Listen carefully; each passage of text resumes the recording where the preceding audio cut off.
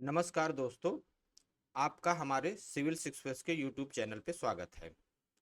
आज हम पढ़ेंगे पैलियोलिथिक एज के बारे में। देखिए, पैलियोलिथिक एज को ओल्ड स्टोन एज भी कहते हैं। ये एक टॉपिक है आपका स्टोन एज चैप्टर का।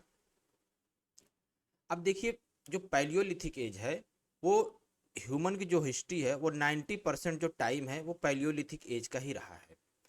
अगर हम इंडिया की बात करें तो पैलियोलिथिक एज की शुरुआत हुई थी अप्रॉक्सीमेट 6 लाख ईयर एगो से लेके 10,000 BC तक। देखिए, पैलियोलिथिक एज में सबसे पहले हम जानेंगे अर्ली ह्यूमन के बारे में कि अर्ली ह्यूमन कौन कौन थे। देखिए, अगर प्रेजेंट टाइम पे देखा जाए तो जो अर्थ पे ह्यूमन है वो है होमोसेपियंस, मॉडर्न ह्यूमन या वाइज मैन।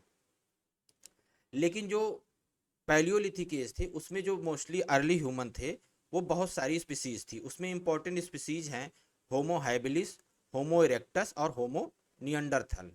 अब जो इनकी ओरिजिन होती है वो प्लीस्टोसीन एज में होती है। अब देखिए, प्लीस्टोसीन एज जो है अर्थ का एक इपोच है। देखिए, अर्थ की हिस्ट्री को डिफरेंट टाइम में बांटा गया है, ठीक है। उसमें सबसे बड़ा टाइम डिवीजन जो है वो है इयॉन, देन इरा, देन पीरियड, देन इपोज। तो जो हम अगर पीरियड की बात करें तो अभी जो लेटेस्ट पीरियड चल रहा है वो है क्वाटरनरी पीरियड।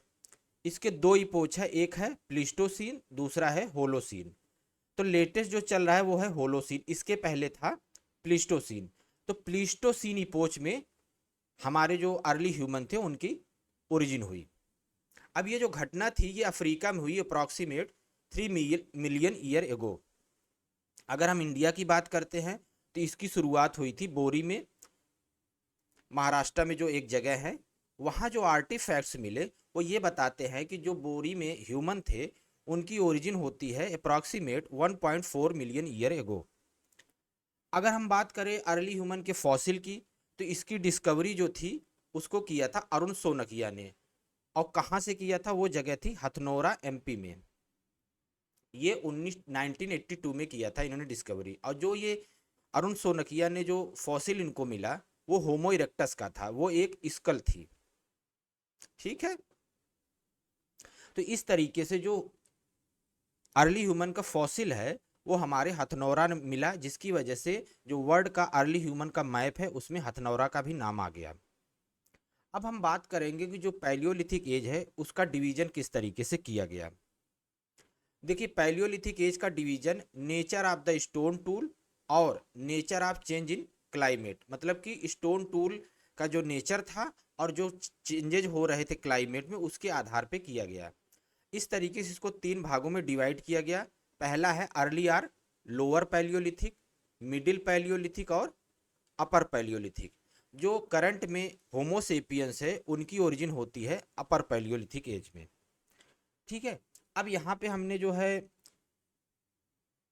पैलियोलिथिक एज का डिवीजन देख लिया। अब ये हम देखेंगे जो अर्ली ह्यूमन थे वो स्टोन टूल किस तरीके से यूज करते थे। देखिए, जो अर्ली ह्यूमन थे वो स्टोन टूल क्रूड चिपिंग से बनाते थे। देखिए, इसमें होता क्या था कि दो स्टोन टूल लेते थे, उनको आपस में टकरा के तोड़ लेते थे। बड़े वाले पार्ट को कोर बोलते थे, छोटे वाले पार्ट को फ्लेक बोलते थे। तो जो अर्ली ह्यूमन थे पैलियोलिथिक एज में वो मोस्टली जो है कोर टाइप के टूल यूज करते थे। अब ये जो टूल होते थे वो क्वार्जाइट रॉक के बने होते थे। ऐसा क्यों है?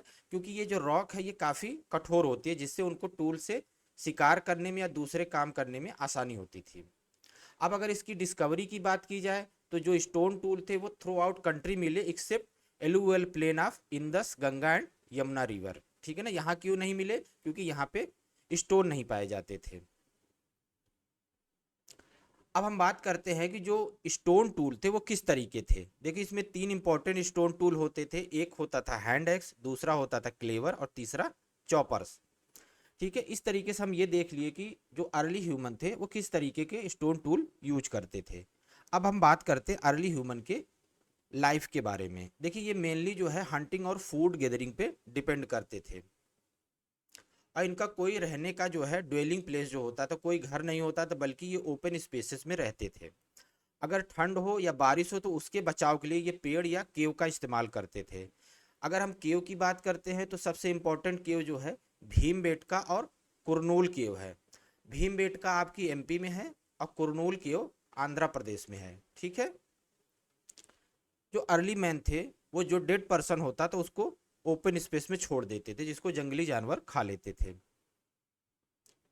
अगर हम बात करते अर्ली ह्यूमन की, तो ये जगहें थी जहाँ पे इनके स्टोन टूल मिले, इनके जो है फॉसिल मिले, तो उन साइट को हम देखते हैं। तो सबसे पहले हम देखते हैं पाकिस्तान में जो इम्पोर्टेंट साइटें थी, एक तो पोटवार प्लाटेव, दूसरा सोहन रिवर वैली। अब हम जम्मू कश्मीर में आते हैं। जम्मू कश्मीर में जो है लीडार रिवर वैली जो है, यहाँ से स्टोन टूल और दूसरे आर्टिफैक्ट्स मिले। राजस्थान की बात करें तो इम्पोर्टेंट साइट यहाँ पे डिडवाना थी, ठीक है। इसके अलावा अगर हम यूपी की बात करें तो सबसे इम्पोर्टेंट है बेलन रिवर वैली, ठीक है ना। बेलन रिवर जो है ये मिर्ज़ापुर से ओरिजिनेट होती है और आपकी प्रयागराज में आके टोंस नदी से मिल जाती है। तो इसके बीच में जो है टोंस नदी पे जहाँ पे मिलती है और मिर्ज़ापुर के बीच में बहुत सारी जगहों पे साइट्स मिली पैलियोलिथिक एज की, ठीक है। अगर एमपी की बात की जाए तो एमपी में सबसे इम्पोर्टेंट है नर्मदा रिवर वैली। इसके अलावा हथनौरा, हथनौरा से आपको पता है कि होमो इरेक्टस का स्कल मिली थी, जिसको अरुण सोनकिया ने खोजा था। अब हम बात करते हैं महाराष्ट्र की। महाराष्ट्र में दो इंपॉर्टेंट साइट है, एक है बोरी, दूसरा है निवासा, ठीक है। अब हम साउथ में चलते हैं तो साउथ में जो इंपॉर्टेंट साइट है उसमें है कर्नाटका की हुंसी और तमिलनाडु की पलावरम। अब देखिए, जब हम पलावरम की बात करते हैं तो यहाँ पे जो है एक हमारे आर्कियोलॉजिस्ट और जियोलॉजिस्ट थे ब्रिटिश टाइम में, उनका नाम था रॉबर्ट ब्रूस फुटे। इन्होंने यहाँ से एक जो है हैंड एक्स खोजी थी, ठीक है। अब ये हैंड एक्स खोजने की वजह से इनको कहा जाता है father of pre history of India. ऐसा क्यों हुआ? क्योंकि जो ये हैंड एक्स थी ये पहला ऐसा टूल था पैलियोलिथिक एज का जो कि इंडिया में मिला। तो इस तरीके से हमने बहुत सारी साइट्स देख ली। अब हम बात करते हैं, कुछ क्वेश्चन इंपॉर्टेंट कर लेते हैं, ठीक है।